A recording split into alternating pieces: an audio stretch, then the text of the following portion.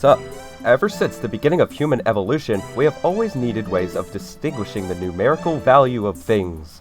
Before we had the Homo sapien, though, this was a bit of an issue. The concept of language wasn't quite developed yet, so neither did a way of counting exist for that matter. It wouldn't be until the modern human until language started to take shape. Even then, we had a really hard time having any sort of interaction with anyone outside of our social circles. Even 100,000 years ago, we kinda communicated more by whatever random noises we could make with our vocal cords. Attention was what mattered. Despite that, as the modern language evolved over time, many forms of counting took off. It would take several millennia to develop into the way we count things today, but before the base 10 Arabic numerals basically dominated the entire world, we had many more ways to do the job, depending on where you live. Even today, some of us still have our own methods that do not rely on the Arabic numerals, mainly the system that we'll be taking a look at today. This is the Roman numeral counting system. These concoctions of letters have stuck around since around the conception of the Roman Empire as a whole, which would have been as early as the 9th century BC. No one really knows who started it and where exactly they came from, but in the early days they might have developed from another system that shepherds used to keep track of how many sheep they had. They also had striking similarities to the Etruscan numbering system, which used the exact I and X symbols for 1 and 10 respectively. Another similar method was used by the Greeks around the 7th century BC called the Attic Greek numerals. But when we look a little more to the Roman numerals, we realize they were an especially interesting case.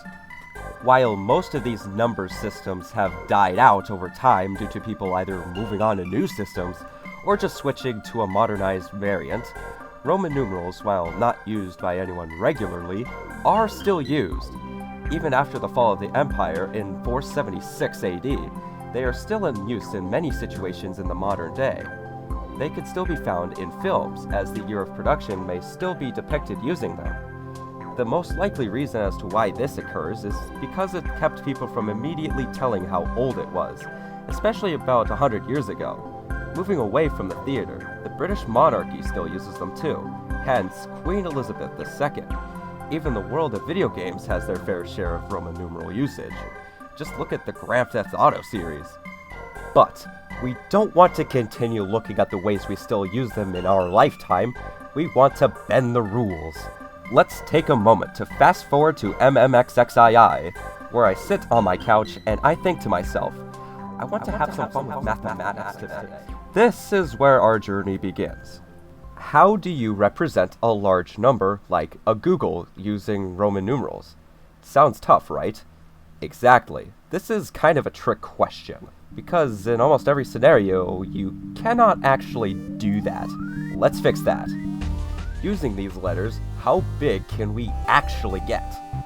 We can use IX to represent a 9, and then chuck in a C to the left to mean 90. Next, we append CM before XC to add 900 to it. What we have right now is the Roman numeral for 999. To the left of that, let's see if we can do 9,000, which can be shown with, There isn't a letter used for 10,000. So that rules out our usage of 10,000 and 9,000. You see, this is the one downside to having Roman numerals. When we use letters in this way, we will eventually hit a dead end. No problem.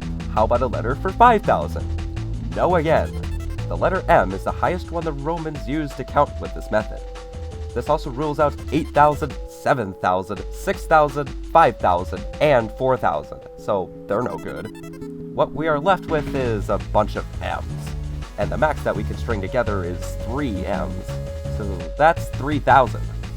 That will bring us to our grand total of 3,999, the limit for the old Roman numeral notation. Now, 3,999, that is a puny little number and does not satisfy me at all, and many other people would say the same, probably even you too. I'm sure you don't like small numbers like that, right? Not even close. Thankfully, we had an idea to extend the Roman numeral number line a little bit. that is where we mention the horizontal line. This is basically the basis of what makes the number larger. But how exactly does it do that? Let's go back to the letter M. Even though we technically can't string the M's together very far, imagine if we could. That is essentially the idea. Adding a line on top of a numeral tells the reader that there are that many M's in that string. Looking at it in another way, the area under the line is multiplied by 1000 and then is added to the rest of the string after it. For instance, IV with a line on top of it is the extended numeral for 4000. With this logic, we can put 3,999 under the line to make 3,999 M's, or 3,999,000, and then add 999 at the end of it to make this. This would be 3,999,999 in extended Roman numeral notation. This would be where most people would call it quits and say that 4 million can't be made. But not me. We are not done yet.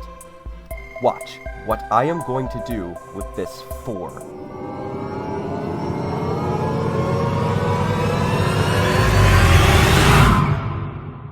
Okay, what is this thing?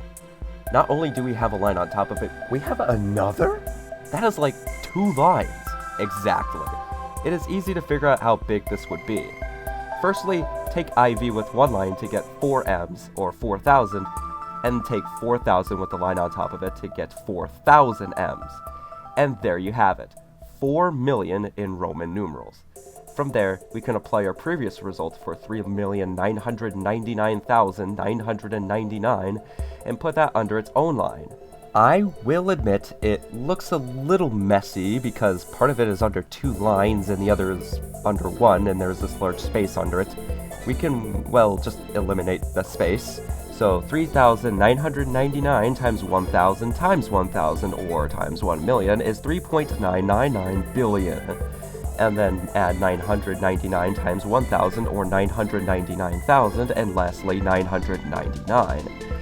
With 2 lines, our limit is 3,999,999,999. I think you know where this is going. 3 lines now. We can repeat this process all over again so that 3.999 trillion plus 999 million plus 999,000 plus 999 is our limit for 3 lines. 4 lines brings us roughly 3.999 quadrillion, 5 lines brings us 3.999 quintillion, and so on into infinity. But there is a teensy-weensy little problem with that. That is vertical space. For most of us around the world, we are accustomed to writing on the horizontal axis. And writing 20 plus lines, that's just a hand cramp waiting to happen. So what can we do?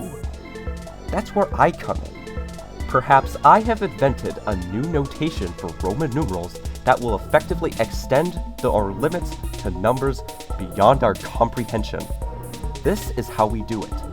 Even though we can cut down on vertical space, it doesn't mean we need to eliminate it entirely. That would actually be counterintuitive. Instead, let's repurpose it. Let's take note on how many lines this monstrosity has. Say we have about 50 lines in here. We need a way to represent this without having to write all of those 50 lines. Since we are working with letters instead of numbers, why not just add another numeral on top of it? You loony! That's what a fraction looks like!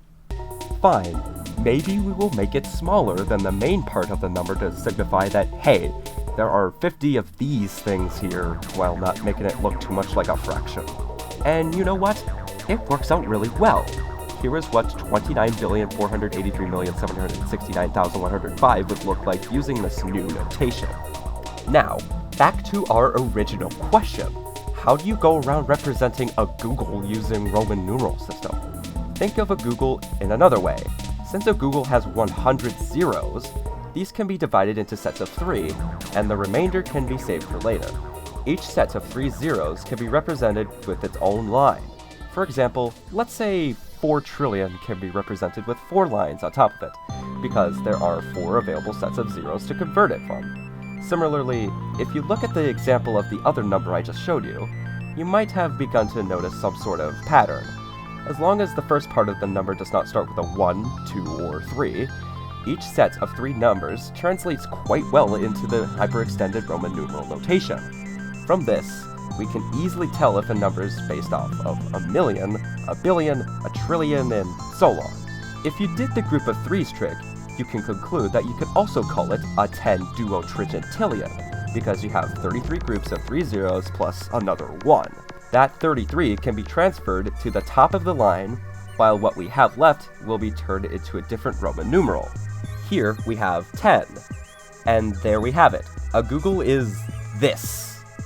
Here comes the really fun part of all of this. You know how the top part is also a Roman numeral? Yeah, I'm going there. Because of the fact that every part of this is a numeral in itself, it allows us to stack them on top of each other to create even larger numbers. Let's take this monstrosity. First, let's figure out the top part. This one signifies that there is 31 times 1000 plus 415 at the end of it, meaning that there are 31,415 groups of zeros that are appended to 164. The result is, of course, 1.64 times 10 to the 94,247th.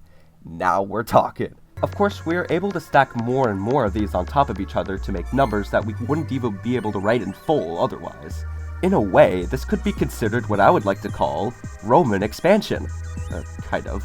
Do this over and over again, and slowly but surely, not that you'll be able to make it to infinity, but you'll approach it after an infinite amount of time, because the theoretical limit as effort approaches infinity of the act of writing will be infinite. So, there you have it. Hyperextended Roman numeral notation. Is it practical? I will be the first to admit, not at all. But at least it's possible to extend it to this extent. That about does it for this short video. I will see you next time. Hopefully it won't be 3 months from now or something. Bye.